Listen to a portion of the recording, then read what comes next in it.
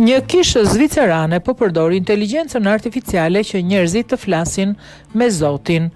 Prania e Jezusit digital në Lucern e bën një vizitë thjesht në kishë të duket si një sken filmi. Në Lucern të Zvicrës, një nga kishat më të vjetra të vendit ka prezantuar një Jezus digital të krijuar nga inteligjenca artificiale vendosur brenda kabinës rrëfimit. Instalacioni i quajtur Deus in Machina është krijuar në bashkëpunim me studiues lokal nga universitetit për të eksploruar mënyrën se si njerëzit lidhen me inteligjencën artificiale në një mjedis shpirtëror.